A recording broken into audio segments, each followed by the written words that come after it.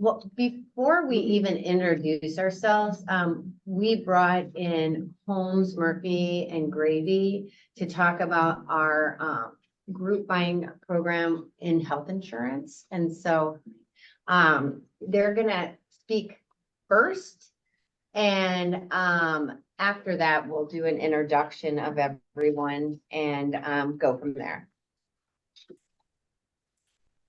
Great.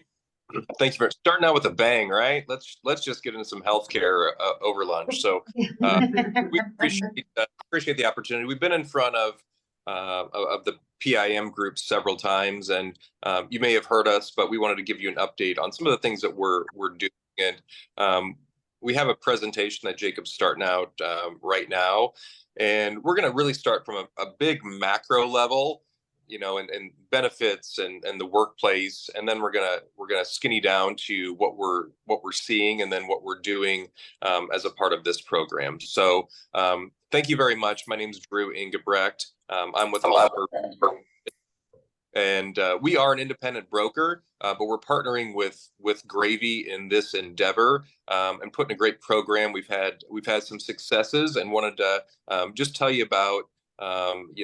Remind you of the program, remind you of the opportunities, and hopefully excite you, and we can have some opportunity to partner together. So again, like I mentioned, you know, healthcare and benefits today, but we can't start with that until we really see the job market, which is ever changing. And Jake, if you want to hit that next slide, we're going to start with talent, and I'm sure in HR. You've seen this. We have this nice yellow line, indicating recession and COVID. That's kind of I think, just a marker in our lives for COVID. But there's been a lot of changes even since then. You see some of these lines. What's changed in that blue line from unemployed but seeking work, and then the green is job openings. And some of this obviously is a factor of COVID. Some of this is a factor of us creating more jobs, and that's exciting. The things that we're seeing in the marketplace. This is also something we see with just demographics. There's less people in this generation. So that's really hard on you as employers, because you're looking out there, you're trying to recruit new great talent. You're trying to retain the great talent that you have already, and there's a shortage. There's a shortage of workers, so it makes your job extra hard to find that talent. And what we've seen in the past few years, obviously people look for opportunity and they look for pay, but healthcare and benefits has really creeped even more into that conversation for employers that are trying to recruit and retain talent. And then, so what have we seen? If you hit that, as we go into the trends, it's an ever-changing marketplace. Like I said, recruitment and retention is the main focus. We're seeing referral bonuses, even for places that have not had to do that before, external recruitment, and that competitive benefits package. And then quite a few things that are, I think, even more for the younger generation, what they're seeking, culture and brand. That's ever important with the Zennials, the Gen Zs. And part of that, besides pay, besides benefits, is that flexible time off, hybrid workforces. These are just things that we really weren't commonplace a few years ago, but now they are. Then there's a whole assortment of new benefits, some, traditionally benefits related, but new things out there, like a lifestyle spending account, which is brand new in the last couple of years. I don't know if you've heard of it, but it's really a separate account that's employer paid, and it's for employees to utilize for things like, gym equipment, gym shoes, for massage therapy, acupuncture, things that really traditionally aren't covered by healthcare, but people are seeking those out. Obviously, mental health has become ever important, and there's things that were taken out of healthcare years ago, like infertility benefits that are being put back in. So employers are trying to figure out, what is that thing that's going to help bring employees and keep my really good employees. And then with the changes, HR is changing. Hey, let's talk about our policy. Chat GPT, hey, we need a policy around that. How can that be utilized? Cell phone reimbursements. I know at Holmes Murphy, I don't get that anymore. Everybody has a cell phone, everybody has their own package. So, do we need to change with those times? So those are just a few of the trends that we're starting to see in that space. And then, really switching to more of the healthcare and what that is. Obviously the costs are impacting both the employer and the employee and the type of benefits we're seeing. Since COVID, again, part of what we're seeing in the marketplace is that employers are taking on a bigger chunk. Again, this goes back to the recruitment and retention. How can I keep that employee? How can I recruit that employee? So employers are taking on a bigger share of that. At the same time, we're seeing healthcare inflation increase. So how long can employers do that? And from an employee perspective, again, the inverse, while their costs are going up, while the total increases have been about 8%, theirs are going up about 3 or 4%. So there's less that's coming out of their paycheck.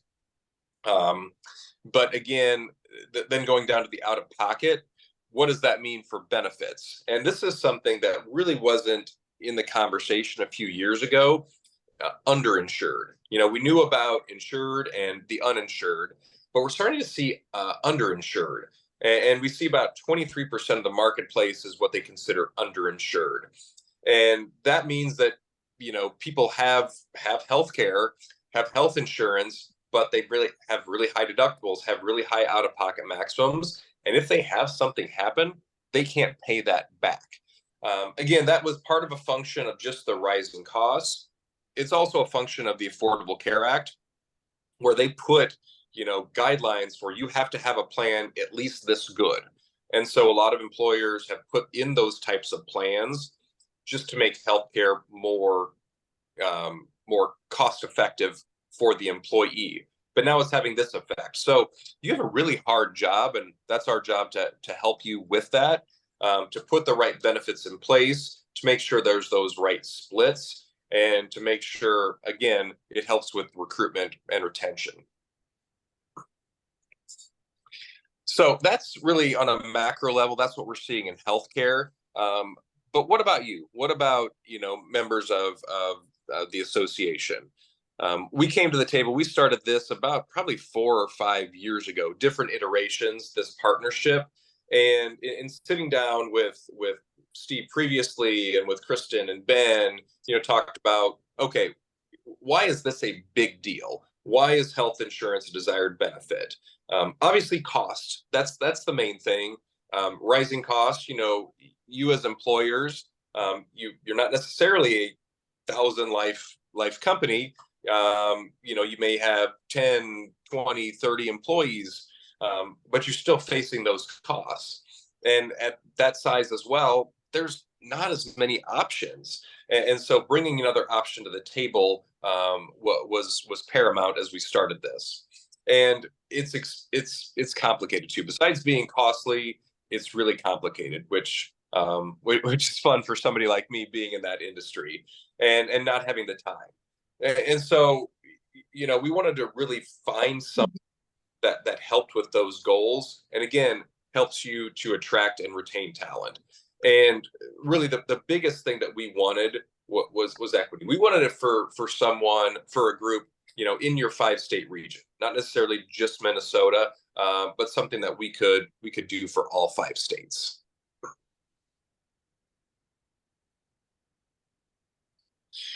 So where are we going from here? We set out goals of the program. We've met with your leadership. We've met with Jacob and their team, and just kind of mapped out, all of these goals. But we threw it into a few of these buckets. We want to reduce benefits costs for you as members. We want to create efficiencies for you and make it easier.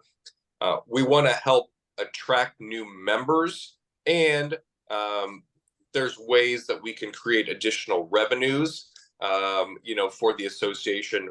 We want to do that. We set out with this goal. We want to help you as an organization, and help members and help your employees. So, we want to.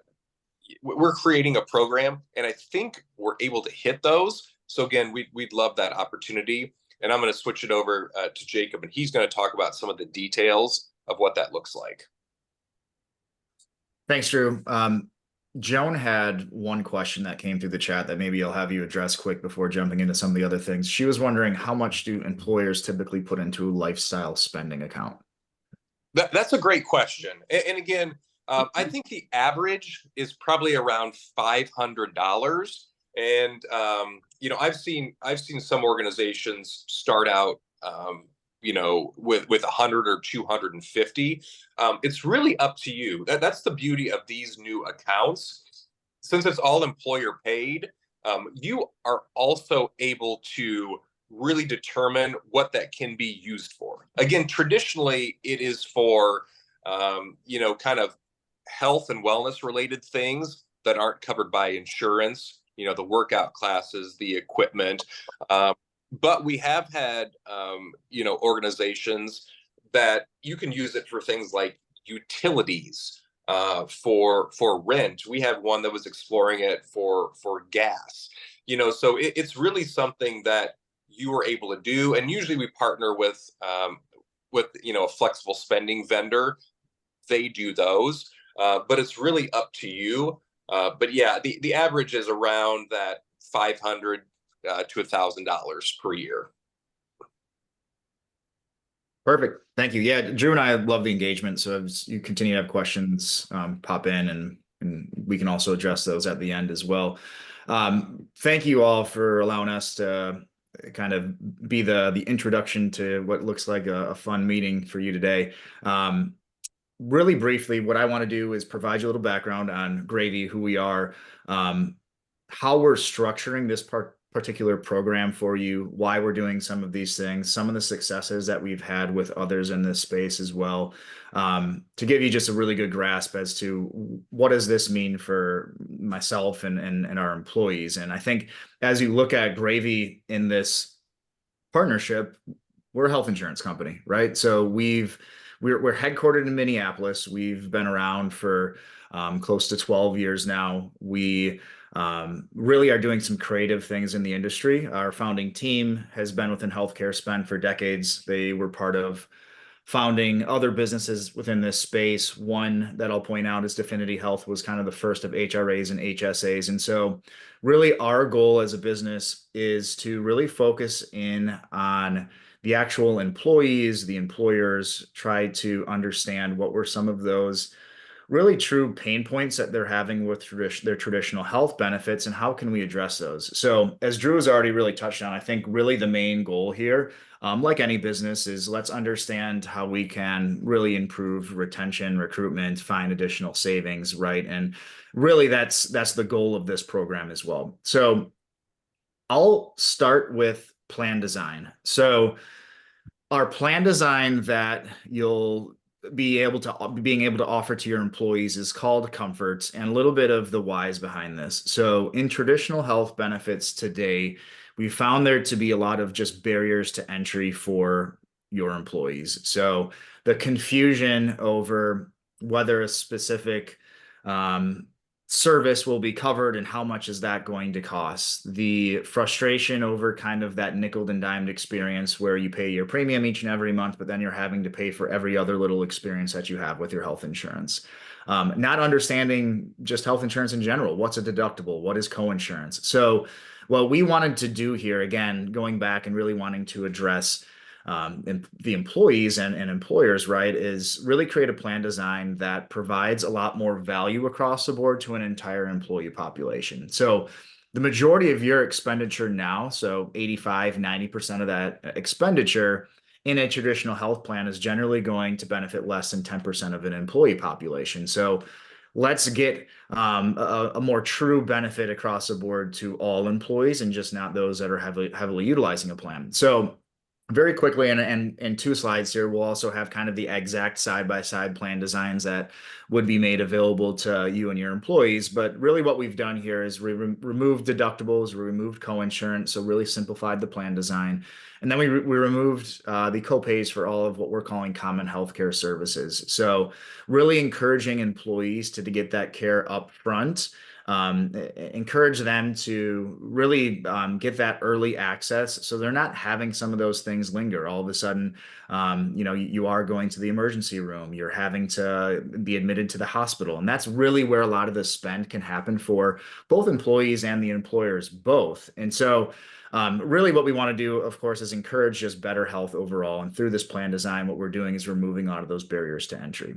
Now, you will have a couple of copays, mainly around, you see the emergency room, the prescriptions, and then what your employees will have is an out-of-pocket maximum. And we'll talk about the couple variations of out-of-pocket maximums that each one of your employees would have access to through this program. A couple things that I want to note before moving to the next slide. Your network would be Aetna, and your PBM would be CVS. So 2 national leaders within both of their spaces. If you have Blue Cross today, if you have Health Partners, if you have UHC, you'll see little to no disruption moving your employees to the Aetna network. And that's speaking to all 5 of the locations that are part of PIM. What makes PIM a little bit unique as well, generally in our offerings, we would go down to 15 enrolled employees. For your PIM organization, we're willing to go down to 10 enrolled employees, meaning it's what we're trying to do within this program, and you'll see it in a couple of different ways, is really make this an exclusive offering to you and your members. This isn't something that others are getting outside of being part of PIM. So again, kind of encouraging other employer members to also join PIM and being able to offer these types of benefits to their employees as well. Now, how are we structuring this? Not to get overly complicated, but really what we want to do is help you understand what does this look like from just an overall structure standpoint. You'll see here on the next slide, we're going to have 3 comfort plan designs. So that plan design I just referenced, but we're also going to have 1 HSA available as well. So you may be offering an HSA today or be utilizing that for a number of other reasons, investing in that. So we wanted to include that as an offering as well. A way for us to find savings as you have multiple employer groups that are joining this program is we're able to provide you reduced administrative fees. So those are fixed fees that we're going to be able to provide you on a reduced basis that you would not be able to receive outside of this program. We'll look at your group based on where you're located. We can look at claims experience if that's available. We'll also offer rates and then confirm those rates based on medical questionnaires at the time of open enrollment as well. So that's going to be essentially how we're evaluating you and your business. We ask for very simple items: summary of benefits, rates, your effective date, a census. So some pretty simple information that you should probably be able to get your hands on pretty easily. One thing to note here, this is what we call a level funded health plan, meaning kind of the best of both worlds of being self-insured and fully insured. So if you're fully insured today, right, you're paying your premium each and every month. You know that that's all you owe throughout the year, but there is no eligibility for any sort of refund on those premiums if you do run well. Now, on the self-insured side, right, you're not going to be liable for any other premiums if being level funded, right? So self-insured, you're paying for all those claims and that are coming through. You do have the ability for a refund, but what we're doing from a level funded basis, we're kind of splitting the difference. So you still only owe the premiums each and every month as you would in a fully insured plan. If at the end of the year you had average to below or above average health year, you'll have an excess of premiums left over that will split with you 50-50. So you kind of get the benefit of if your group does run well, you'll have some sort of refund there in terms of premiums. The other thing that you'll receive, custom reporting. So every group will understand, how is my group performing? Are we on the the line of potentially being able to get a surplus at the end of the year? Are there any high claimants we want to look at and kind of give them better prescriptions? Are there ways to talk to them about musculoskeletal programs that are made available? So being able to be a little bit more customized in that sense is always very helpful. We can look at multi-year renewal strategies. So again, as we have more members join this program, the more stability that we can have within that. So what does that mean? You're not going to get the 25% increase one year, the 7% the next year. It'll be more of a sustainable renewal approach in this, where generally we're seeing renewals in these blocks of business run anywhere between 6% to 15%, depending on how your group is running. With that, very quickly, here are kind of the plan designs that each one of your members or employer groups will be able to offer to your employees. So again, you'll have 3 different comfort plan designs. So as you see, all of the actual inner workings of the plan designs with comfort will be exactly the same. The only difference there being an out-of-pocket maximum. Now, the premium will, of course, fluctuate depending on which plan each employee would want to enroll in. So lower out-of-pocket maximum means a little bit higher premium cost.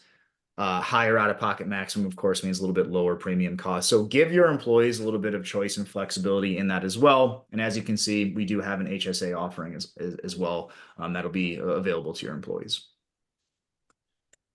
Couple other inner working programs that I'll briefly go over. So Teledoc will be made available to all of your employees. That's virtual care. We have the non-clinical mental health courses, the dermatology appointments. That'll be at no cost on all of the comfort plan designs. The HSA will have a little bit of a tiered copay depending on the service that they're looking to access.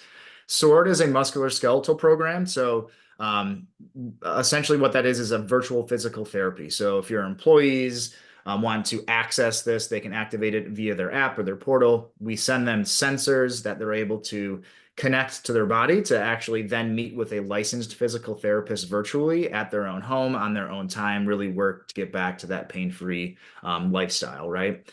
FitOn is a virtual wellness app. So you'll have thousands of different courses that are going to be made available, HIIT classes, strength training, nutrition guides, meal plans. So that'll be available on all plan designs at no cost. And then Gravy Pay. So Gravy Pay is essentially a financial tool for your employees.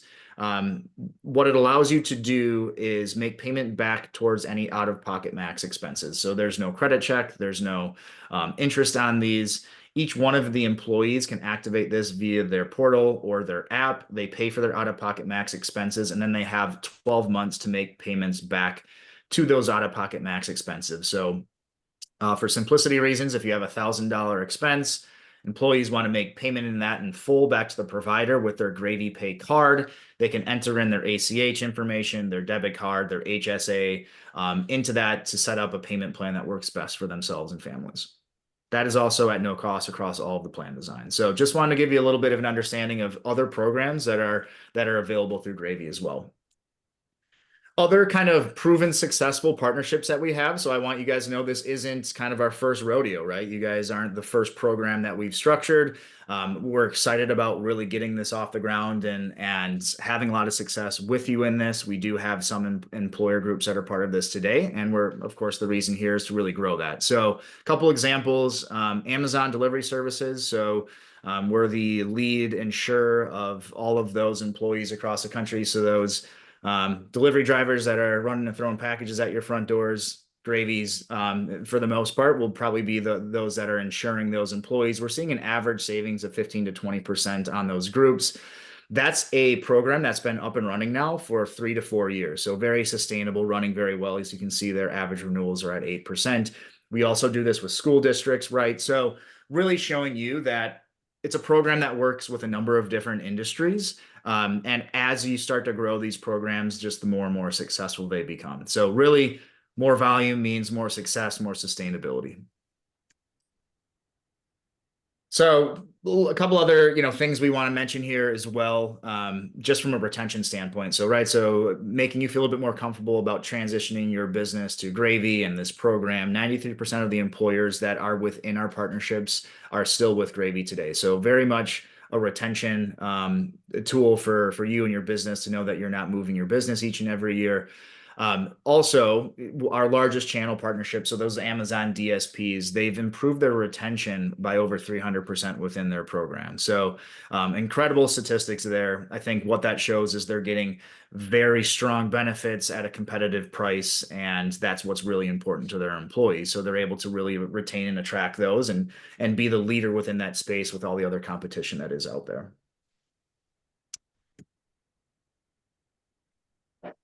Some other groups here that are part of the PIM program today: Ideal Printers. They've now been with us for 3 years. Terso is also another. I think we just like to provide you guys a couple of proof points here as to some groups that have moved to Gravy and transitioned to us. Of course, what we are looking to do here is make sure that we're addressing any questions and feedback, so we can add your name to this slide deck for future presentations and talking points as well. But wanted you guys to understand there are some success stories that we've already had within this offering as well. I think, kind of last but not least, before we wrap this up, I think what type of timeline are we looking at? And I think the timeline is now, right? I think now is a perfect time for us to start having those conversations, reaching out to Holmes Murphy and their team to really help them guide you through this process, what's needed for you to receive a quote, give you some more options as you get into this busy 1/1 season. I think, as we all know, health benefits isn't always the most pressing topic for everybody. So the earlier we can get ahead of these, the sooner we can start giving you options and help evaluating whether this is right for your business as well. Drew, I don't know if there's anything more you'd like to add to that. If not, that's okay. I know we've took up maybe a little bit more time than we were supposed to. So I'll maybe pause there and see if there's any specific questions and feedback that we could address for you.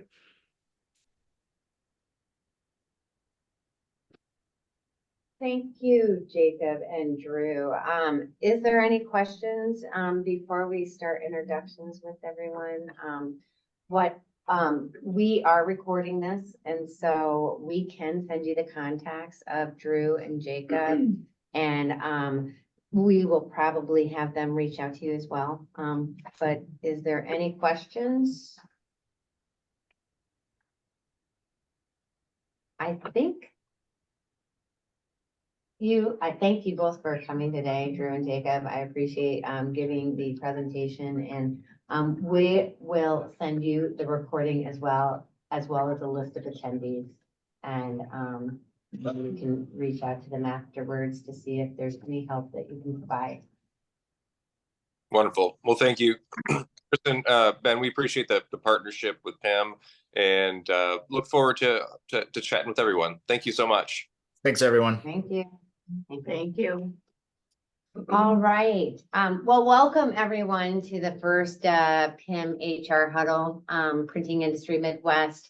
I know that we have some faces that I haven't seen for a long time, and so I'm so glad that we're getting everyone back together. We used to have an HR council back probably pre-pandemic, and I started recognizing a lot of new faces, and we do have some seasoned vets here. I thought it was a great time to get everybody back together. I feel like the seasoned veterans felt like this group was really helpful. And so what this will be in essence is a peer group. For those of you that don't know the Printing Industry Midwest very well, we are an association for printers. I always like to tell everyone that consider us your support arm, and that we provide a lot of benefits. And as a part of these meetings, you're going to learn a bit more about what there is for you as HR professionals to use as a part of your membership. The membership benefits don't just sit with the upper level executive that is the main PIM contact. Benefits are extended to all of the employees that are under that umbrella. So we're just super excited to have you today. I am Chris Davis, and I am the Executive Director for the Printing Industry Midwest. So welcome everybody today. I was hoping that we could do a quick introduction, say your name, what company you're with, and maybe just a fun fact about you, and start with I'm Barb Stadolka. I am with Streamworks. and started with Expedite and we merged into Streamworks. I have a fun fact. That's okay. I'm not gonna force people to say a fun fact, so, no worries, but thank you, Barb. My name is Jessica Johnson. I work for Priority Home. Been there for about 4 years. Been in HR for 15, 20 years. But fun fact about myself that I always use in these situations is I own over 5,000 books. I was gifted a whole library from my grandfather. So I love that. it sits in a beautiful storage unit. Unfortunately, most of it does because I don't have the same house that he did. So.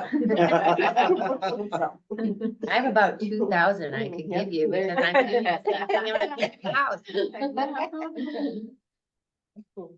My name is Debbie Boyd. I'm with the John Roberts Company.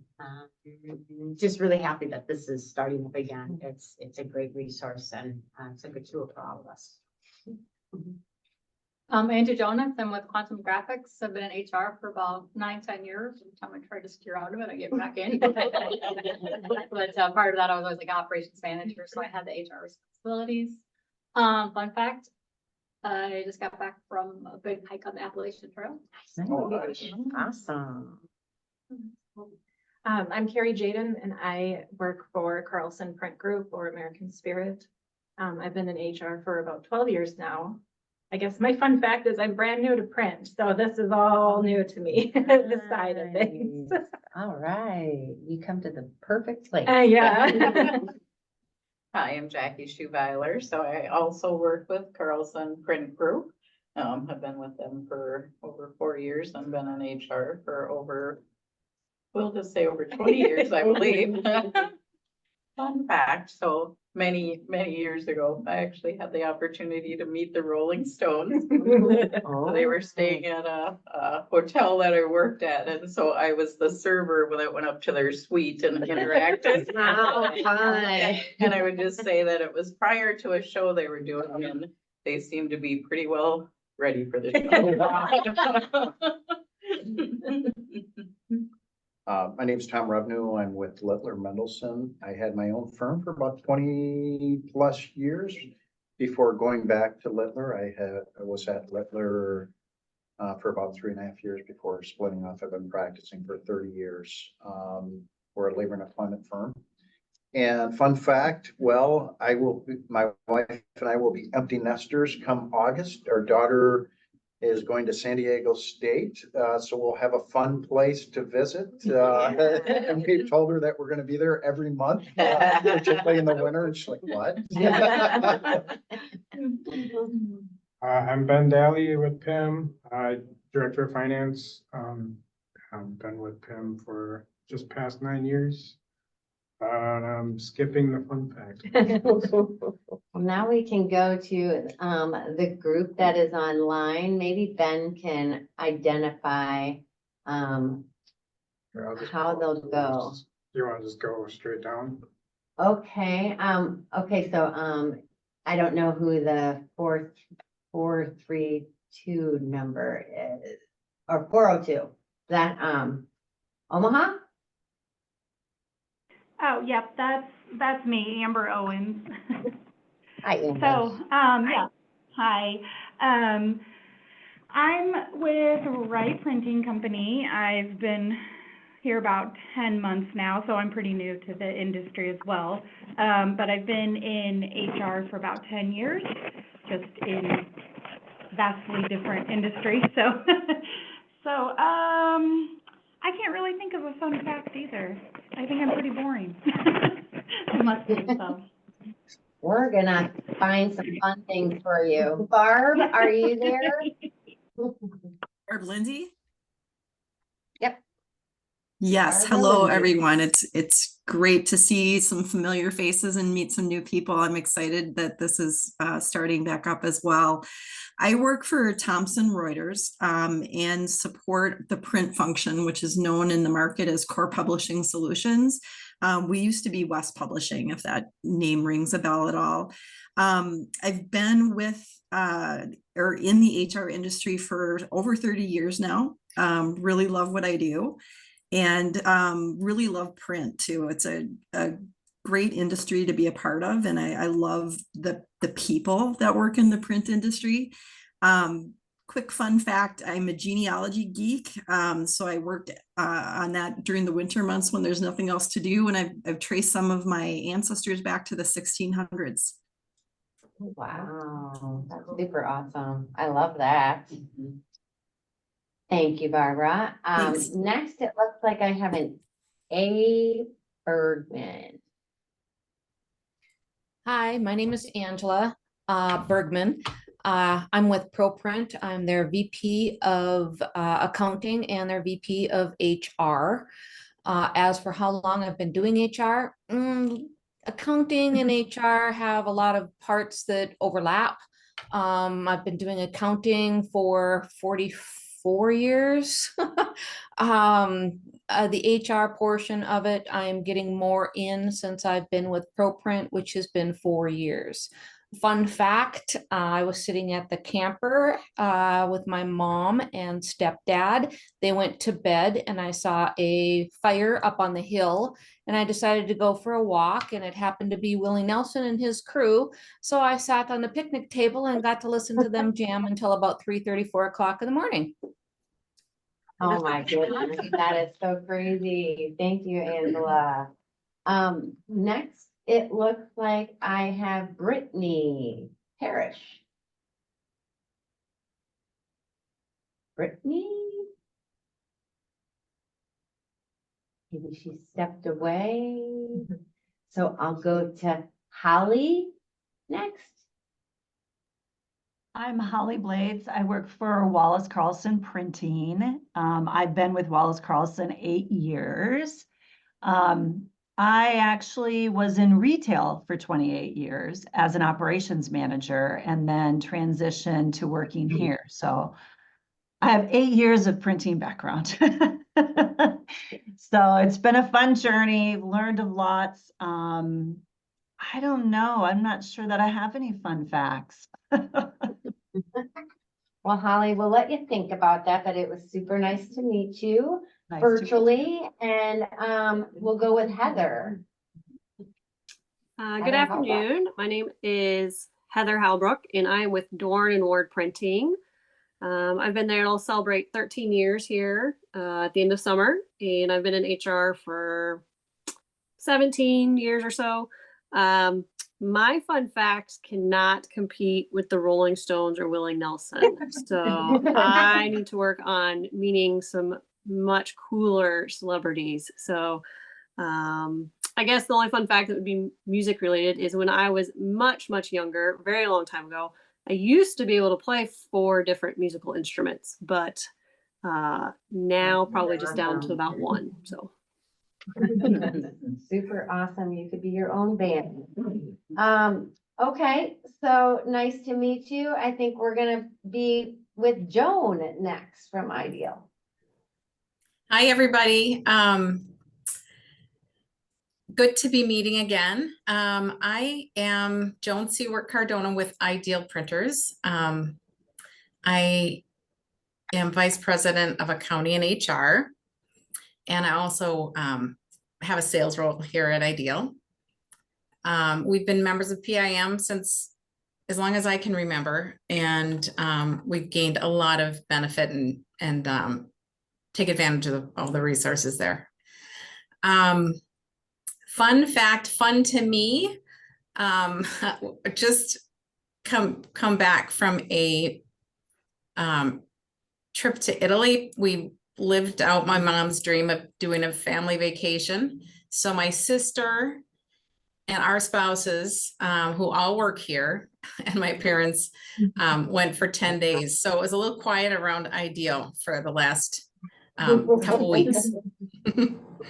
and everything, they're probably doing better in our absence. That's awesome. Okay.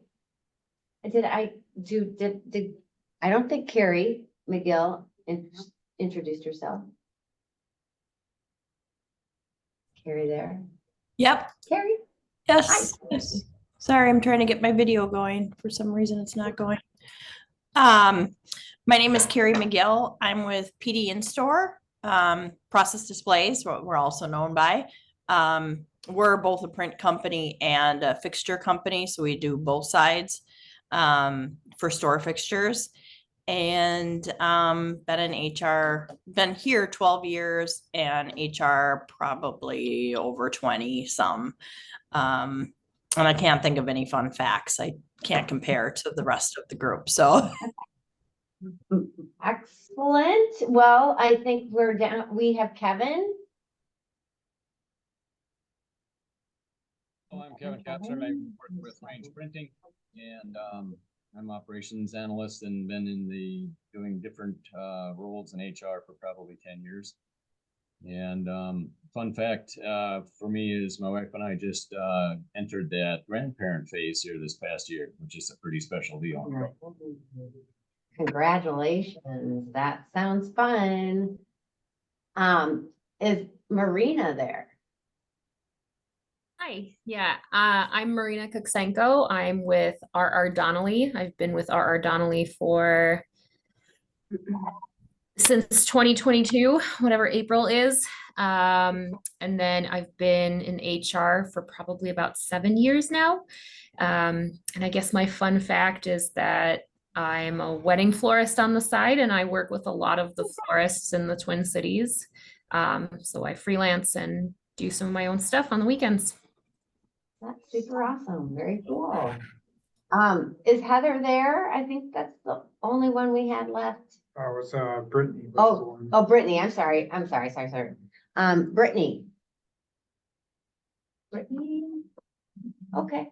Well, she can listen to what else is going on. Well, thank you everybody for participating in that. I know it's not always easy, but I appreciate it. And we are going to highlight some benefits for you today. And kind of, every quarter when we meet, we'll bring up more benefits for you to think about and use. Has everyone here heard about PIM University? Okay, some maybe, some not. Have you taken a look or taken advantage or don't understand how to take advantage? Ben is showing you right now PIM University. And it's right on the main page of the website. You do need login credentials to be a part of PIM University. And this is an excellent resource, we believe, for onboarding new employees and continuing education for current employees. And so Ben has led you to the training center. And he is showing you how to log in.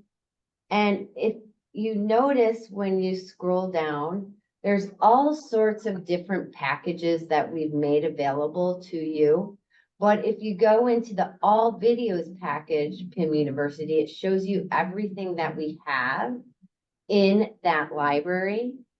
But the other packages are developed for, let's say, if you hired a CSR person, that you would have them go take that track. If they're brand new people that don't know much about the industry, they would take that track.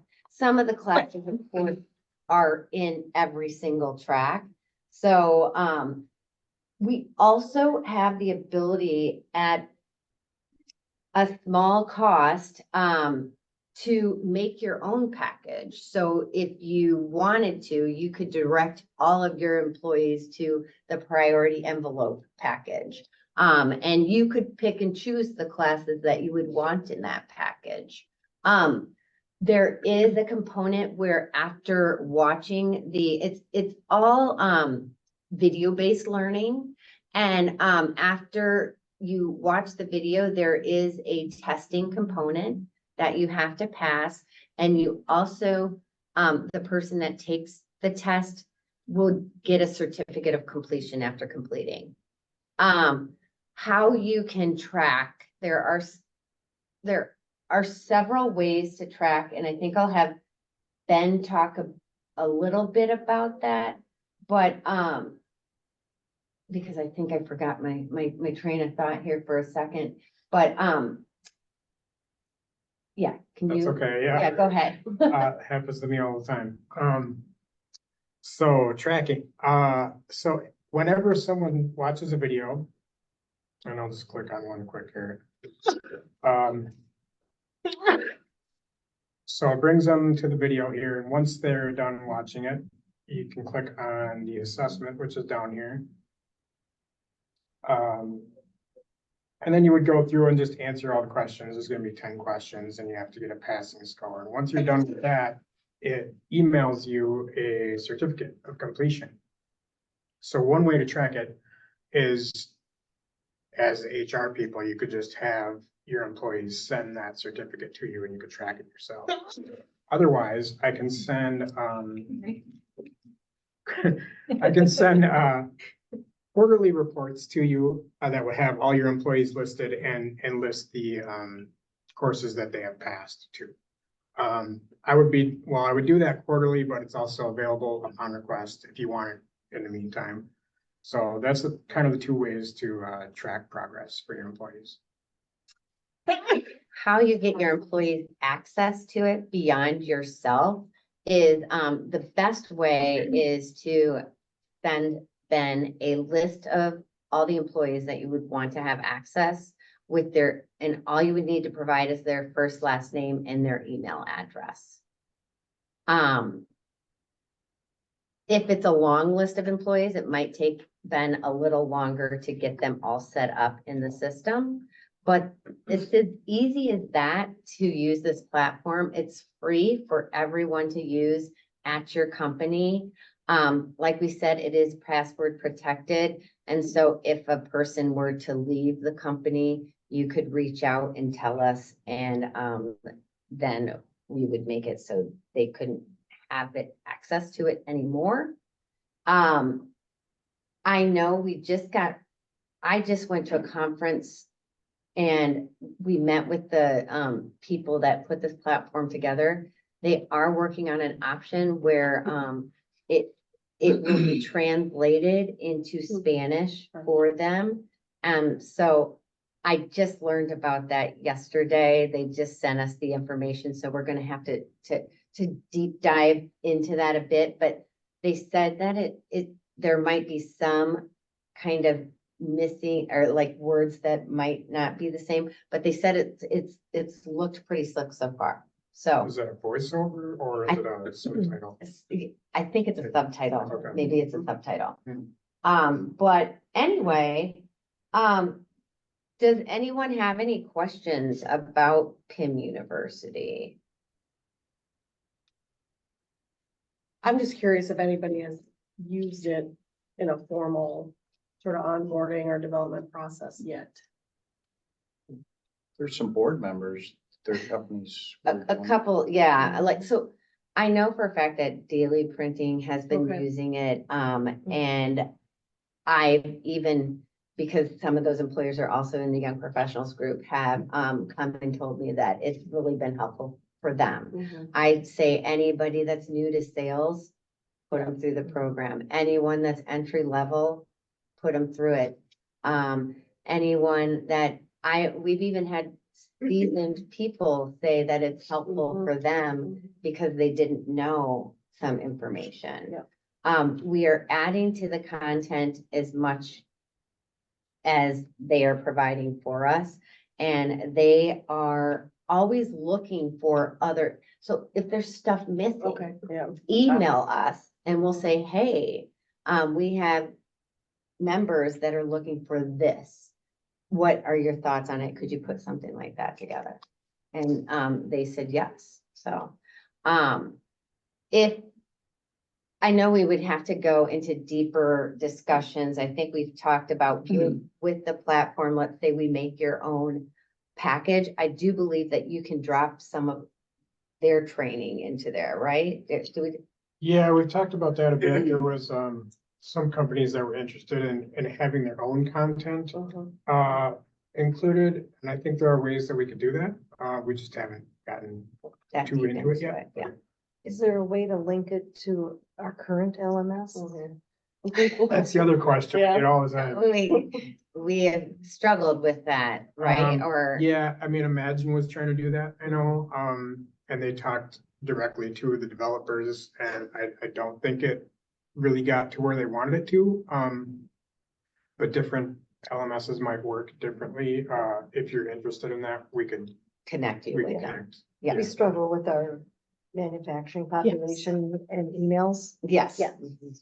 So if we could link it through payroll. Absolutely. Which is where our LMS. lives. Yes, so just send me an email and we will connect you. And anybody else that's interested in that. I know it's probably hard, or like, you can always probably provide us their personal email address, but I know that gets sticky too. Mhm, mhm. The other thing is that, we've had some companies, I think, or at least one that just wanted to use these same emails. So for employees that don't have their own, email address, instead, they just use their company login, put people in a room to watch a video, and just show it to everybody. And then you kind of lose that tracking component. And I mean, you could certainly write down the names of people that watched it, but it won't track in here. But it would still, would allow you to have people go through the training without the individual tracking. And that's ultimately what you want anyway, is to get them the training. I don't think, it is, something that you can, use as a recruiting tool, that you will put them through a, training program where they will get certificates.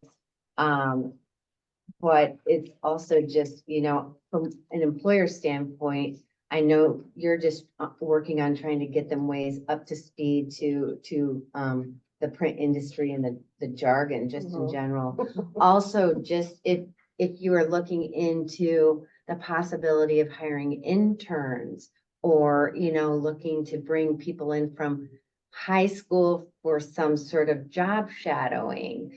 Or if you're working with a school, this is a way to engage with that school to say, hey, how can we, have them come in for a couple of days you can also then just make a one company password for those individuals if you're tied to them, or we can work with that school if you've developed a relationship with that teacher to have them show them, just like we talked about the classroom setting, they could do it that way. So there are ways of helping you engage with your schools that you're working with to use this platform. Some of the HR training that we're required to do, or that we do, your harassment, your DE&I, are there options on the site that you could add to that as well? Absolutely. I know you guys are looking for probably the continuing education credits, right? And I still don't think we have ever been able I know I've looked into that process a couple times, and I know it's not an easy process to get accredited to be able to say that we're giving you continuing education. So, but I think we could pop training in there. I don't know, but one of the other goals is to start using that for DE&I down the line training. Yeah, Kathy has started using it for her forklift training too. I noticed that. I like that. Yeah. And for example, this is only visible to people that did go through the forklift training. If you haven't, then your first one would just be this one. And that would be the same if we'd created custom packages for your company. Only people at your company would be able to see that package. We do have marketing materials for it as well. If you ever, I can stop down and get some, if you wanted to have them, on a bulletin board or something in your training rooms. If you were looking for people that were interested in getting additional training, you could attach that to a bulletin board, or use it in your communications. with ultimately that said, anyone that's interested, decide who you are, if you want to just train it on a department or your early sales or your people that have been around for 1 to 5 years. Just send Ben a list of who those people are and he will get them connected. Right?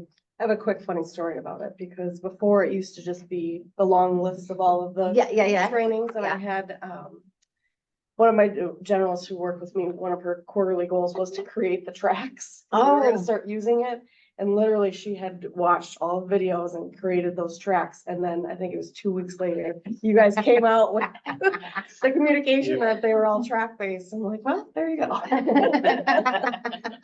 So she's watched all of them. She's very fluent now. Nice. That's a lot of time. It was a lot of time, but it was good. We should get some feedback from her and Yeah. some testimonials Exactly. to Yeah. see what it's like.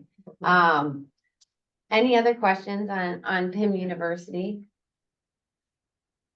I think this is also a way for your employees to engage with PIM, knowing that the Printing Industry Midwest is an association that is for everyone at your company, and it's a good way to get them connected and stuck in the industry a little longer. So you want to keep them forever, right? And so just if you have any questions, you're free to email Ben or myself, and we'll help you out. Now we're going to talk about the employment page. Has anyone been using the employment page in person or on online? Ben is going to show you exactly how to get to the employment section, which is under jobs and schools. And if you notice that the job seekers and PIM employers, so we are looking for people that are looking for a job. They can post their resumes at our site for free. And for any PIM member, they get to access the resumes for free.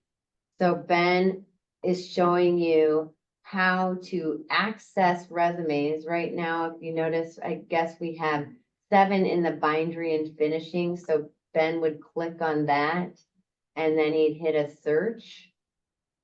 And it pulls up,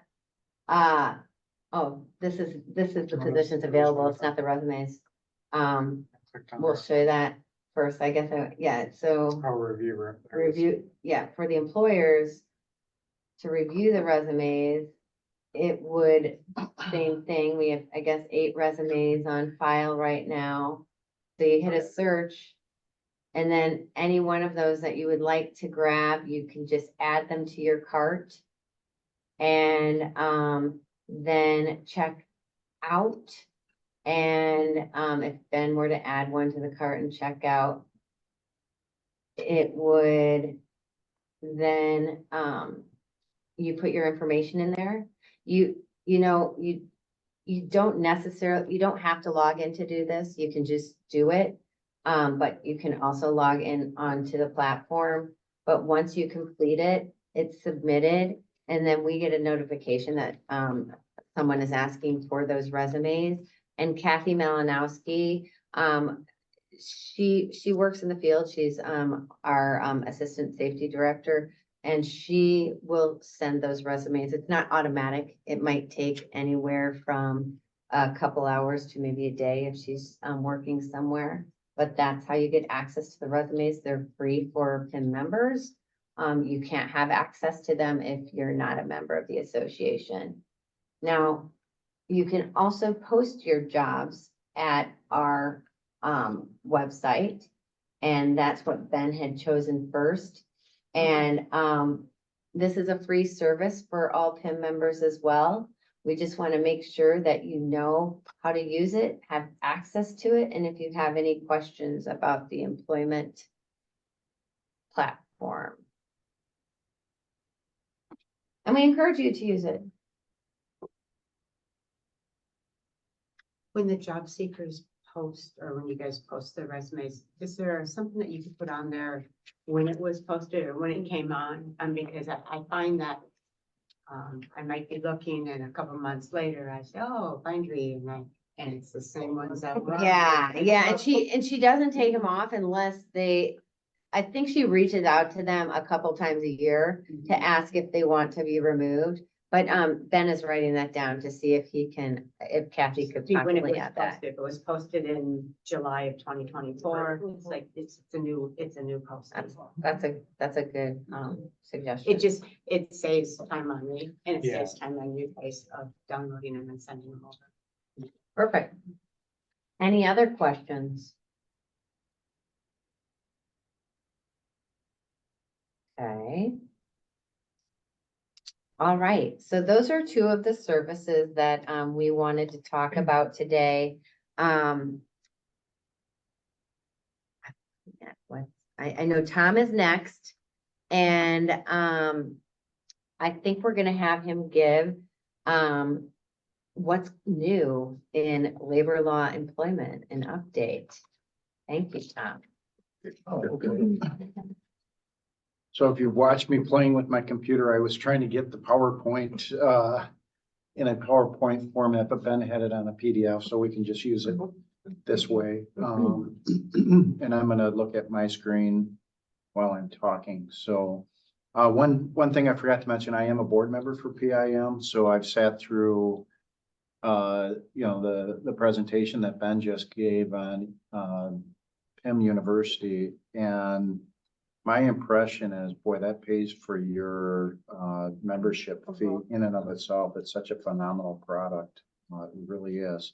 So Minnesota legislative update. So this is a topic that I could spend 2-3 hours talking about. I promised Chris that I would keep it in a half hour. So what that means is I have to talk really, really fast. I'm going to do a very high level. Ben, if we want to just scroll through to, let's skip through the agenda, and I'll just start with earned sick and safe time. So many of you probably know by now, the earned sick and safe time was updated. Just as a reminder, it takes effect January 1st of 2024, right? So it's already taken effect. Hopefully everybody is in compliance. It would not surprise me if you're not in compliance. I'll be frank with you. I just worked with a large company that was not in compliance. They went through a audit through the Department of Labor and Industry. They got into compliance, and Dolly said, okay, you're in compliance, then we move forward. So that was a good thing. I mean, they were offering very generous time off, so I think that was part of it. Second thing is, when the legislature amended the law, they made it very clear that earned sick and safe time applies for anybody who's reasonably anticipated to work 80 hours or more. And so previously it was you had to work at least 80 hours. And so a lot of policies were drafted such that you had to wait 80 hours before you were entitled. They're now entitled. The legislature made it very clear that you're entitled to earn sick and safe time immediately as long as you're anticipated to work 80 hours. Let's go to the next slide. Also, there are new penalties that take effect immediately. So if an employer fails to provide employees with earned sick and safe time, or they fail to allow employees to use earned sick and safe time, you're liable not only for an amount equal to that which has been denied or could have been used, but also liquidated damages. And then in addition, if you don't possess your records to show that the ESST that an employee would have received or would have earned, you're liable for 48 hours of ESST for the time that was not provided, plus liquidated damages. So that was an add this legislative session. I think one of the few good things that came out of the legislative session was clarifying the rate of pay for earned sick and safe time. So they substituted the word base rate, where we were previously using the word hourly rate. And they made it clear that when you pay earned sick and safe time, you're paying based upon a base rate, which means that you're not including commissions, shift differentials, overtime pay, premium payments for holidays, or for working on certain days like Saturdays and Sundays. So that was a good clarification. They also made it clear that for employees paid on an hourly basis, they're entitled to the base rate for the day that they would be working or the work that they would be performing. Salaried employees, that's pretty clear. They get the rate that they would have been receiving. Okay, let's go to the next slide.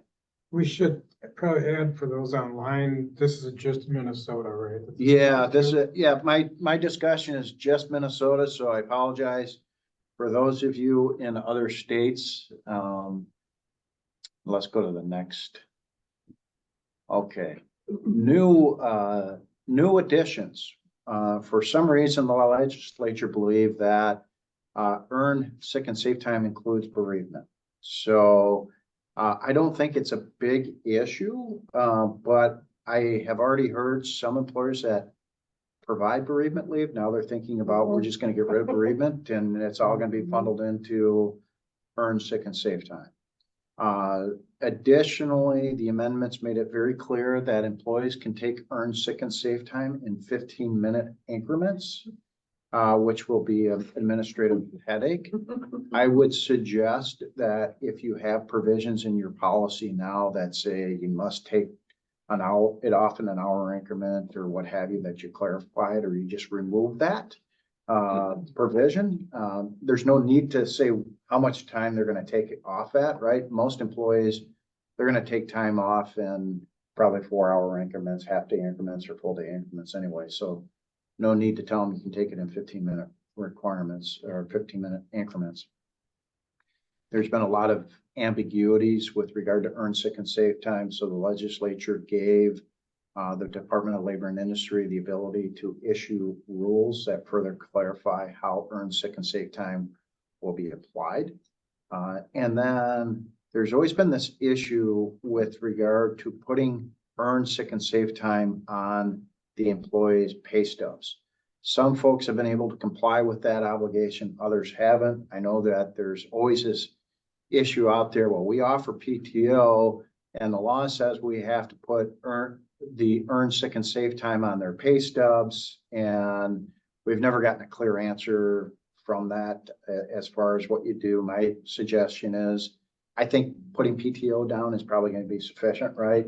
But if you're concerned, you put PTO/sick time, right? If you're running it all together.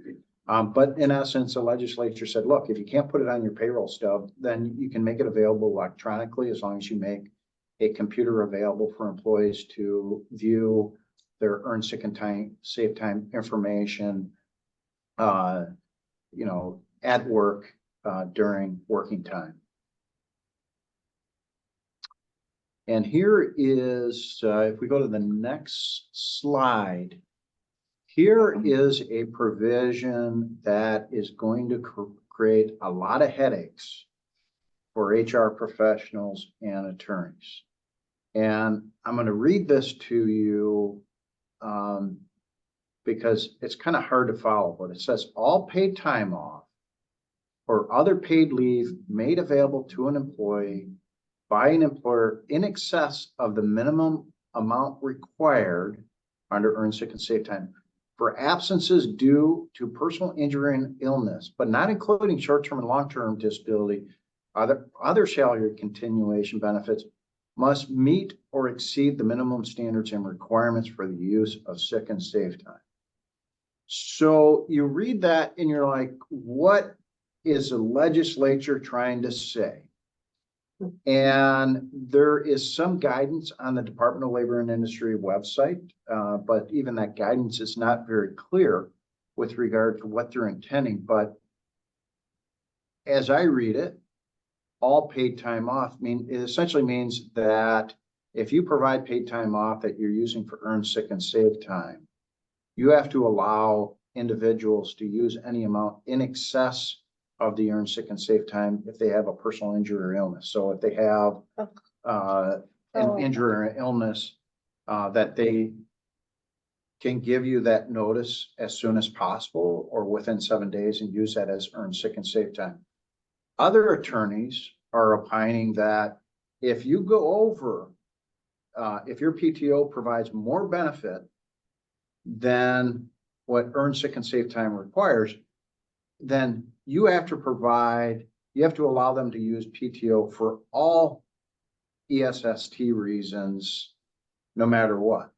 So as an example, let's say you provide 160 hours of earned sick and safe time, or I'm sorry, 160 hours of paid time off, and an employee wants to take time off, they've exhausted 48 hours of ESST, and they want to use, or they have to use time off because they have a child that can't go to school because school's closed, they could use it for that purpose. So this piece is a little ambiguous as to what they're intending. It doesn't take effect until January 1st of 25. So you're going to want to keep your eyes open. The Department of Labor and Industry is sending out, or they are publishing, updated FAQs. So again, this provision has not taken effect yet, and it's something to monitor. I think if folks interpret it, if Dolly interprets it that you have to allow employees to use all their PTO for any reason allowed under earned sick and safe time, I think essentially what we're looking at is a state that's going to go back to the traditional, here's your vacation time, here's your sick time, and that, and I think, that's going to be unfortunate for employees, and frankly, it'll be unfortunate for employers too. But if that's the interpretation, then I think that's where we're going. Let's go. And then just, as I said, reminder, FAQs are up on the department's website. They continue to publish them. Next slide is independent contractors. This issue is near and dear to me. I testified against the independent contractor bill down at the state legislature this year. I'm going to take probably a little bit more time than I should just to give you the backdrop on this. Keith Ellison formed a task force, and that task force has been represented as a bipartisan task force of employers as well as employees. Everyone on that task force is an employee representative or an employee, union organizer or unions and employees.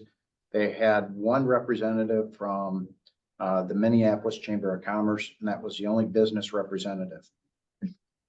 They, at the end of the task force in February, so I think they had 3 or 4 meetings. At the end of the task force meetings in February, they told everybody in the room that they were done. They weren't going to do anything with independent contractor status until next session. So not this past session, but when they resume next year. 2 weeks after saying we're not going to do anything, it was a complete surprise to the business community that Keith Ellison and Nicole Blissenbach, who's the commissioner of the Department of Labor and Industry, had a press conference where they issued or they had created a bill on new independent contractor status. And it was ran through the legislature. The business community, there were quite a few different business trade associations that were part of a task force that tried to prevent it from going through, or at least modifying as much as they could.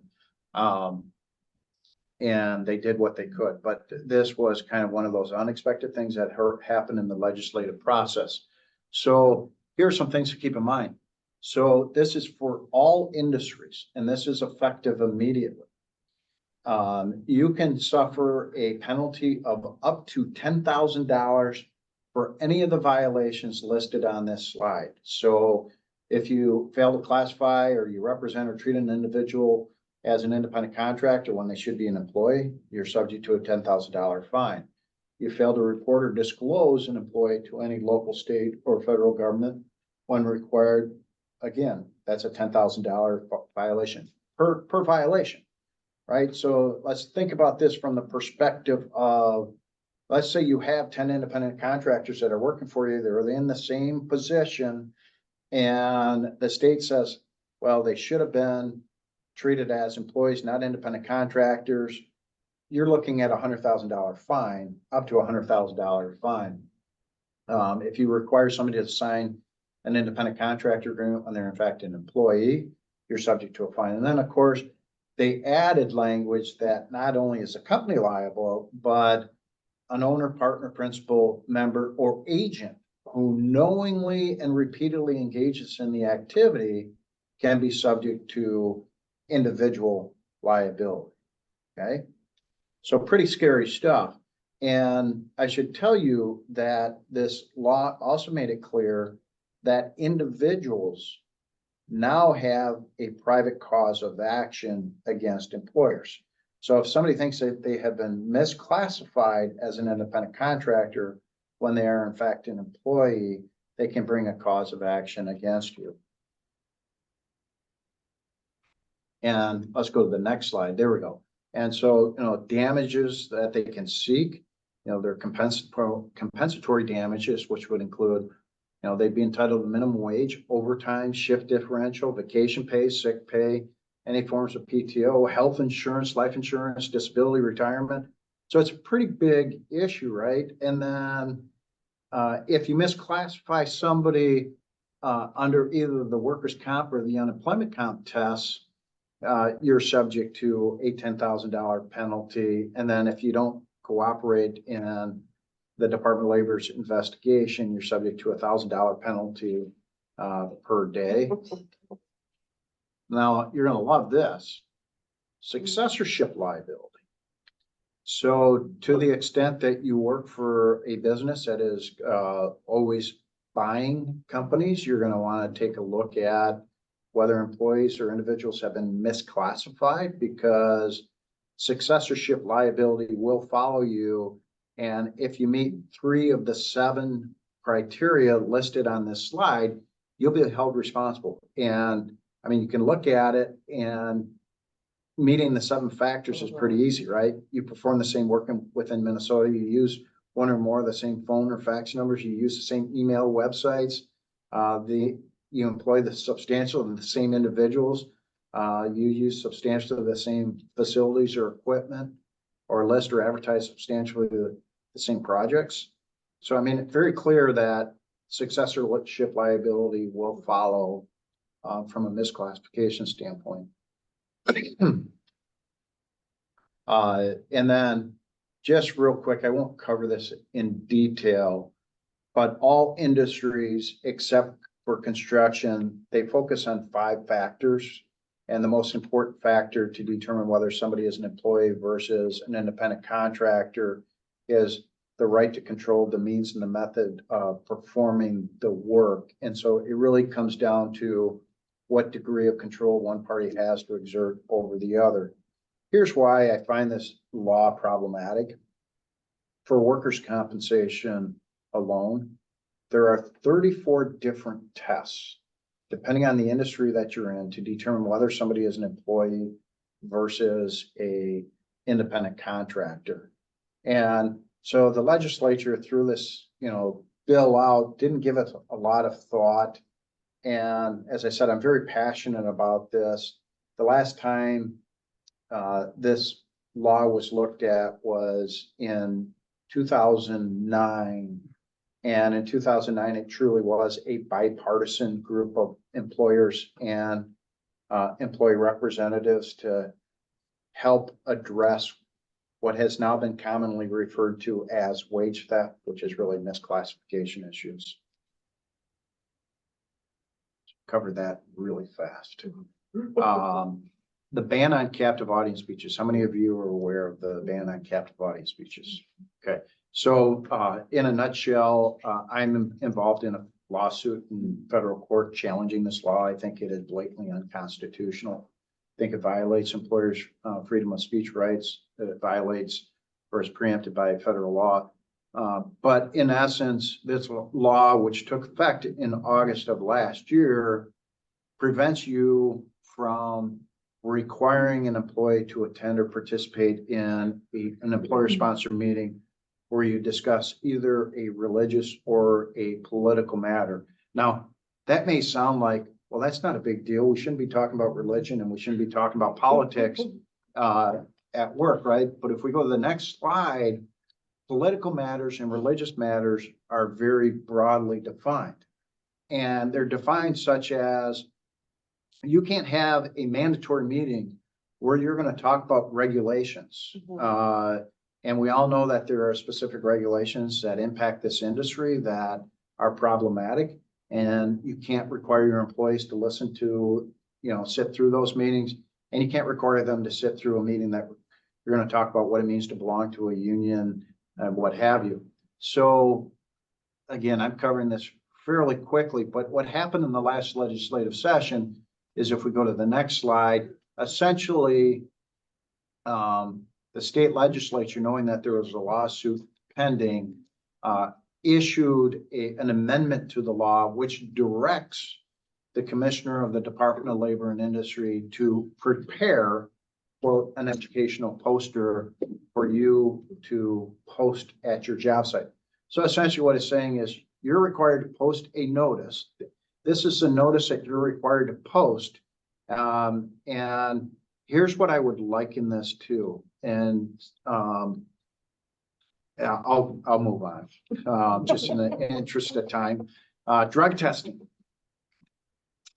So effective August 1st, 2024, if you have a drug testing policy that you use, this was maybe the second good thing that came out of the state legislature from an employment perspective, is you can now use oral fluid testing. So many of you are probably aware that a lot of states, they use quickie tests, where you take a swab of somebody's saliva, you get the test result back in 10 minutes. And effective August 1st, Minnesota employers will be allowed to use a quickie test. Some people like it a lot because it allows you to do this, right at your job site or right at your business, and you get that test result back right away and you can move forward. In the construction industry, it's a great thing because they have remote access or employees working remotely. If you use oral fluid testing, you have to tell the employee or the applicant of the test result at the time you get it. And then within 48 hours of the test result indicating a positive test, you have to send, if they ask, that the test be sent for a laboratory test at no cost. Employees are still entitled to the same rights and notices that they're entitled to under state law. So the bottom line is, if you move to oral fluid testing, number one, update your drug testing policies to make clear that you're using oral fluid. Secondly, my recommendation is, if you go to oral fluid testing, I would build right in that if they test positive, they're being sent to the laboratory versus waiting 48 hours for them to ask. Why? Because if you wait the 48 hours, their system might clear, right? So those are my thoughts on the saliva testing. Non-competes in the service agreements. Just be clear that effective July 1st, another restriction on non-competes. Service providers may not restrict, restrain, or prohibit in any way a customer from directly or indirectly soliciting or hiring an employee of a service provider, and any provision in an existing agreement that violates that provision would be unenforceable.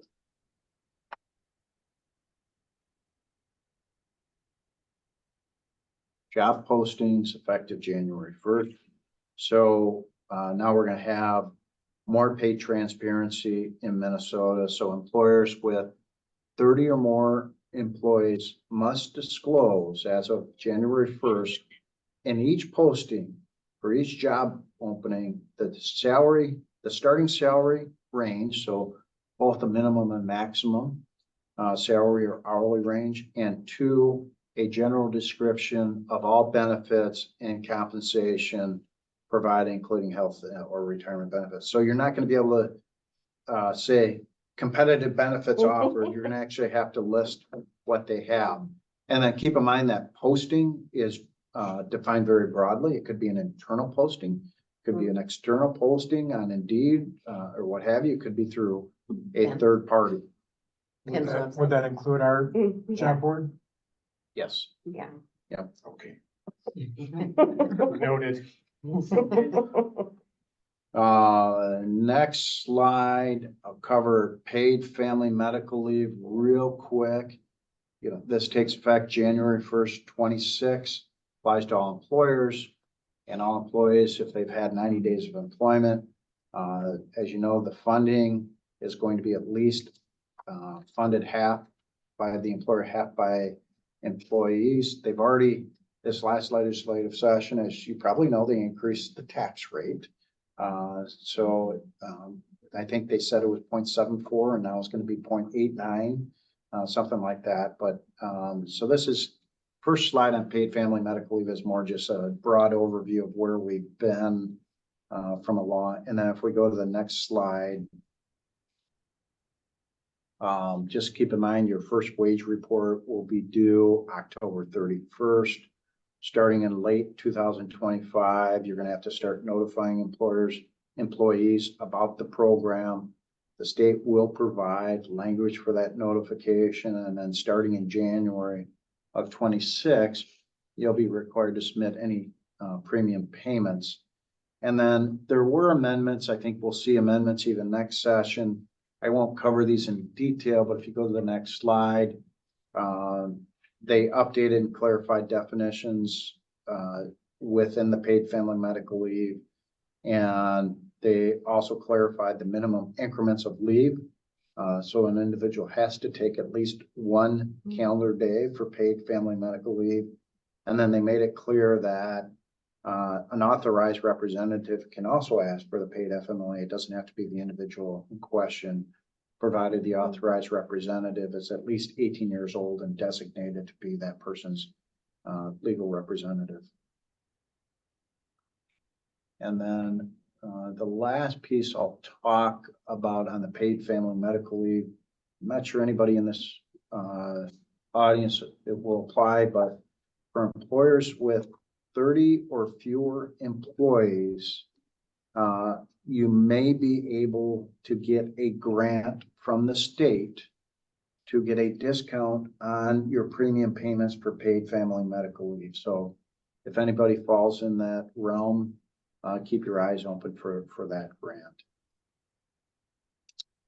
And then some other notable changes to cover fairly quickly, and this is where it becomes more legalistic, but the definitions under the Minnesota Human Rights Act have changed and procedural things have changed as well under the Minnesota Human Rights Act. So familiar status is a protected category under the Minnesota Human Rights Act, and they redefine familiar status. So somebody is protected under state law if they reside with and care for one or more individuals who lack the ability to meet the essential requirements for physical health, safety, or self-care. And I read that as not only being minors, right? But also if you're taking care of a vulnerable adult. Couple other changes. If you ever have gone through an MDHR investigation, you know, they issue a notice of dismissal. They give the employee 45 days to appeal that. It is now 90 days to appeal that into a civil action, so they extended it. They issued clarifications that the Minnesota Department of Human Rights must issue a determination within 1 year of the charge filing. I have cases that have been pending for 3-4 years with no decision. And then, like this, they decided that punitive damages against private employers is now uncapped. And that they also clarified that if the case is tried to a jury, all damages are decided by the jury. And the last topic that I will talk about is child labor. I mentioned this, I mean, we're now late in the summer months, but the summer months are oftentimes when we're employing children. They're, you know, the 16, 17, 18-year-old kids. And this is always a good reminder that make sure if you have minors working in your business that they're performing work that they're able to do. Minnesota Department of Labor has a list of what they can and can't do. That's by rules. And one of the new amendments to the child labor laws was now in Minnesota, if you have an employee who is working in a position that they should not be working in, they're entitled to liquidated damages for all hours that they worked impermissibly. So let's assume that you had a minor that worked for you for the summer months. They made $10,000 during the summer months, but they're working in an impermissible position. Well, you're going to now pay them $20,000 for that summer job because they worked inappropriately. Minimum wage. All employers will now be required to pay a minimum wage of $10.85 per hour, and the cap on inflation has increased from 2.5% to 5%, which means that when they adjust the minimum wage rate on an annual basis, they now can increase it up to 5%. I still have a little bit of time, right? Sure. Last topic, just keep in mind the FLSA, the exemptions, that's in existence right now, right? So as of July 1st, in order for somebody to be considered exempt for the salary exempt status, they need to be paid at least $844 per week. So or $43,888 per year.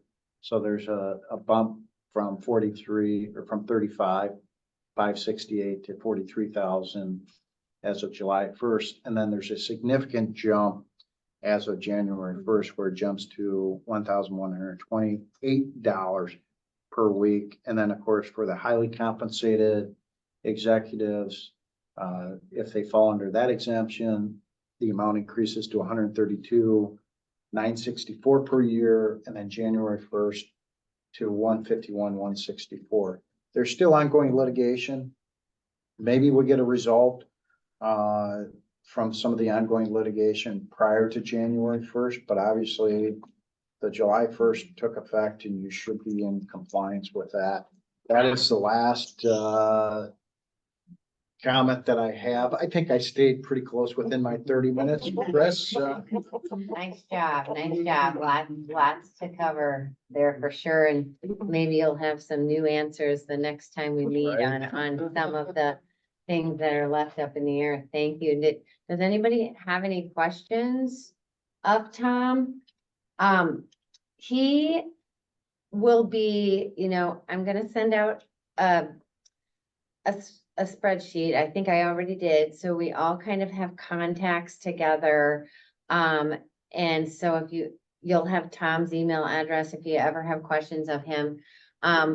For some of you that are the seasoned veterans, we used to have an HR listserv where HR professionals were able to ask questions and possibly some of the veterans or even the newbies would be able to answer questions or help move along.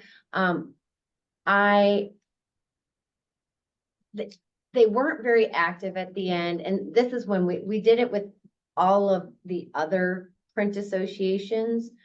I can put a listserv together for this group where if you wanted to ask questions and throw things out there, you'll be able to. It'll take me a little bit of time to do that, but I will introduce it to you and you guys can participate or not. Tom will be a part of it as well, so he can always monitor if it's some sort of legal type question or rules that he might chime in. So that is something that I will provide and start up for this group again at some point. And before we talk about what you would like to see and how you would like to see this HR huddle move forward, I did want to remind everybody, has everybody been seeing the emails and the e-loop, and Ben has probably sent emails about the wage and benefit survey? And we really, really, really encourage you to participate. I think people that have participated before, I was at a meeting with the other professionals, and this is now the second year with the new platform that we're using for the wage and benefit service. And for people that participate, they are going to have some really upgraded tools where they're going to be able to see some reporting for beyond their first and second year. I think it's up to 5 years. But that is only going to be available to the people that participate in the survey. Even if you want to purchase the survey and not participate, you will not have access to any of the online tools. So we were just shown some of the online reports that are being provided for the people that are participating, and they're pretty cool. So I heavily encourage you to participate in the survey. So make sure you get that done. I think the deadline is next Friday, August 2nd, but I think they're going to extend it to August 16th. But that would be great. Please, please, please do it. We in the Midwest I don't think Ben knew that. I think and he's managing it basically. I was gonna tell you. I just sent out the email saying the deadline was extended to next Friday. So Okay, okay. I guess we'll have another email. Yeah, and so,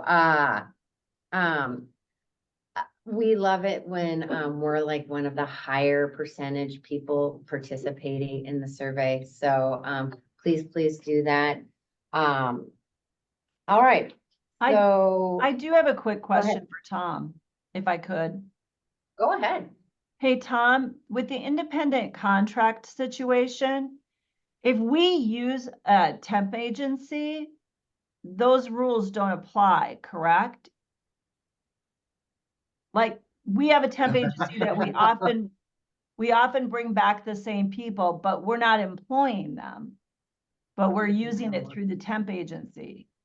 Yeah, so I mean, I'm gonna say really, it's gonna depend on how this is set up, but generally speaking, I think you're fine because you're using them through a staffing company, and there's going to be a joint employment issue there to begin with, right? So if your staffing company doesn't pay them their wages, you can be brought in for their failure to pay, and I have seen that. If they don't pay them a fair wage. If they don't pay their wages. Oh, So if they work for you and they don't pay, and the staffing company doesn't pay their wages, I have seen cases where the client of the staffing company is sued for the unpaid wages, just like you could be sued for discrimination in a joint employment setting. Okay, all right, that makes sense. Okay, Or even, right. okay, all right. It's always scary because we're giving direction to the Right. employees, so it's almost like they're one of our employees. So That's right. It's just such a fine line on that one. Right. Well, we have contractors that we've used over and over again. And I mean, either, they're not wanting to become employees of ours and they like the flexibility, but they do spend a lot of time here. So it's just. Well, and that's my concern, right? Which is you have the individual who has quote retired from the company, but we're still employing that individual as an independent contractor, doing the same type of work, doing the same type of things, but yet they're an independent contractor. That's where I think you're gonna run afoul in general industry. I mean, obviously there's a lot of circumstances, but that's one that comes immediately to mind because it's something that I've seen a lot of employers want to do. And just keep in mind that there is a significant push to make independent contractors employees. And one thing, just since you've raised this, is the task force is still meeting and they are looking at adopting the ABC test that is used in California. And that is to make it clear that the presumption is the individual is your employee, and you as an employer have the burden to prove that they are not your employee. And elections have consequences, right? So what happens this fall? Who knows? I mean, very interesting political dynamics. And is Tim Walz going to be around, or is he going to be running for vice president? I mean, there's a whole host of interesting issues out there from a political perspective, but elections have consequences. And if the Democrats have the trifecta, I fully anticipate that there are going to be more California rules and regulations that are adopted here in Minnesota. Although I think they've adopted most of them. At this point. Or maybe adopted more. Right. So I've All right, seen that. perfect. Thank you. Based off of conversation. Okay, so, we talked about the wage and benefit survey. I wanted, since I chose the time, because I really don't know what I think we are for this first year going to target the fourth Thursday quarterly. So the next one would be considered then in October. And I believe that when I looked at that date, it would be October 24th. I don't. With women in print. Yeah, Women in Print is the 10th. Okay. Yeah. Women in Print the 10th, and then diversity is the 17th, and then this HR Huddle would be the 24th. Do you see that you want to meet 4 times a year quarterly? Does that sound good? Is that too much? Is that too little? Do you see, I know I talked a bit to Debbie about this. Do we always want to offer it in person and via Zoom? Or do we do 2 of them Zoom, 2 of them in person and Zoom? Well, my thought was we always offer it via Zoom, just in case people need to, like, they're far away, or if they need to end up staying in the office. Is there a better time? As well as putting it out there, would you be willing to host one of them? Would your company allow that, and would you like that to be a potential possibility? Would your employers be okay with that? I'm sure some would, most would. What's your thoughts? Could we think about it and respond in an email? Would you want me to put a survey together to ask these questions? Would that help? Just a short survey to see how many times, frequency, time, and then I'll just ask the question, who would be willing to host? And then topics, yeah, that's what I said. I would like to see that personally. Okay. I do appreciate, we had a very good response to this, nice attendance. I think we have a lot of very good minds in this room and via Zoom. And so I'm excited to see momentum and what else we can do and help for you.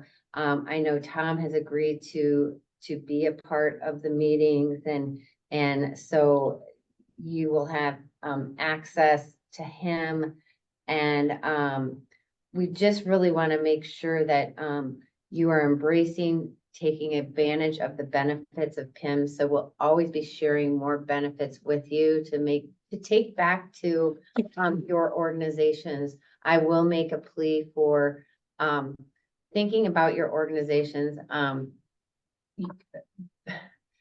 This might overload us a little more, Ben, than myself, but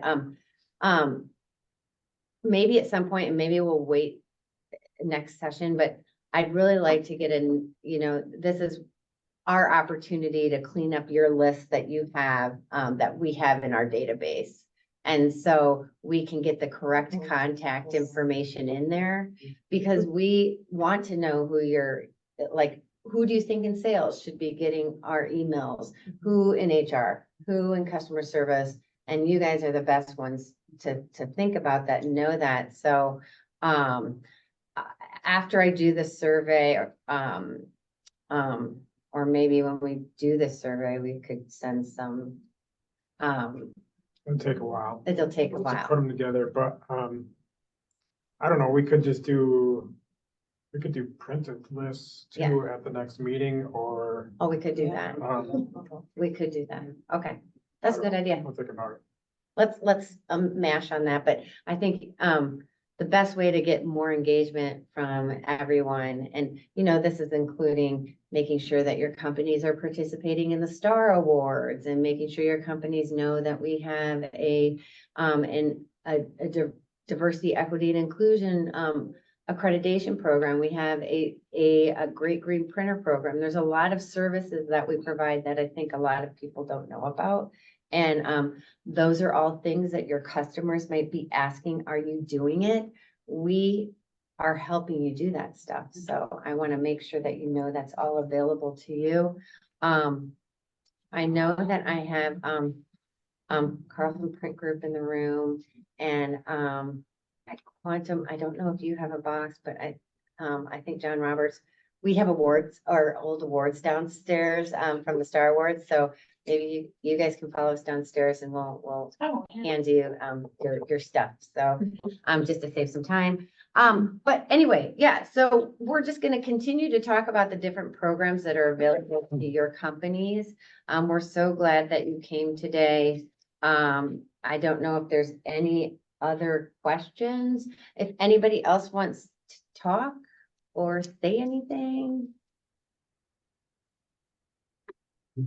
I just was glad to receive the email, and nice to see that it, you guys have taken the initiative to start the HR huddle. I think it is something that would be nice for people to participate in, and see where it goes going forward. We're gonna do that. If we built it, and now we just want you to come. And so it's always these sorts of things that I think we've been mashing around for a couple of years, wanting to bring it back.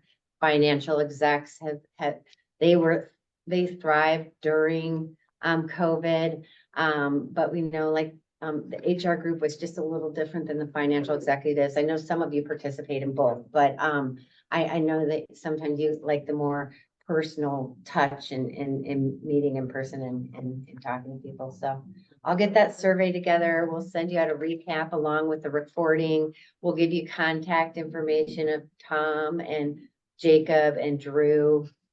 And thank you for coming. I have baggies back there. If you guys want to take another wrap to go, please do so. And a bag of chips and a cookie, we'd really appreciate it. Thank you. Thanks, Ben. Thank you, everyone who participated on Zoom. Oh, we got some chat. Holly had one. It's been a while though. An hour ago. Oh, I'm sorry, Holly, we missed your question. Does anyone currently work with any schools with interns?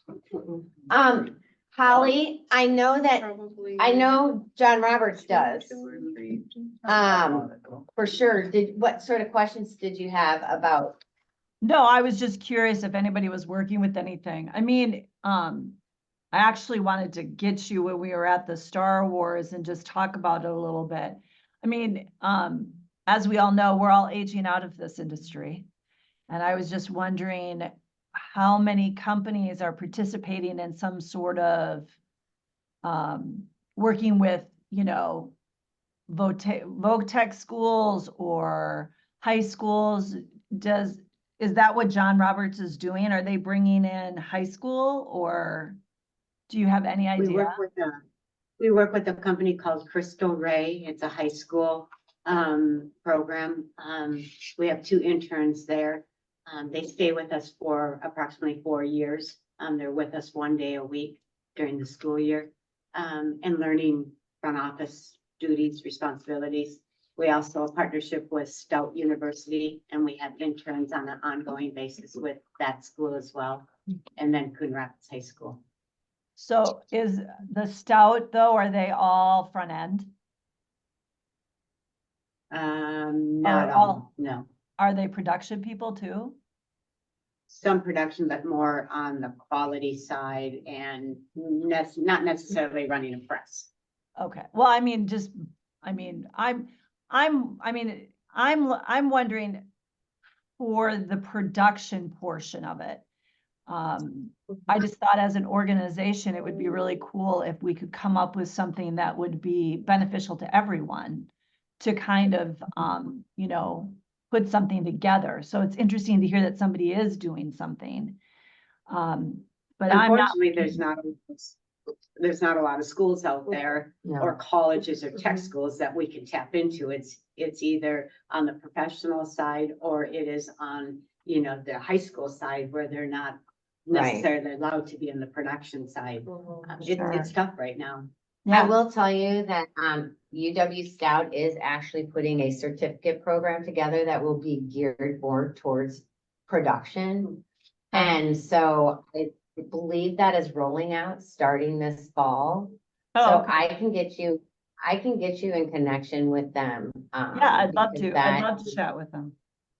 Yeah, for sure. Because I thought the Stout, from what I'd seen, it was mostly the front end, the administrative. Yeah, well, they dissolved their program a year ago and they're bringing it back, but they're bringing it back in a way that they know that there are people that want to go to that school to work while going to school, as well as they don't want to do the 4-year degree. They want to do more of the production end versus the front level people. So I'll get you in connection to see where they're at and you can have a chat with them. Okay, perfect. Thank you. I appreciate that. Yep. All right. Thanks. I gotta go. Yeah. Yeah. We'll see where UW Stout is on that. I'll give you all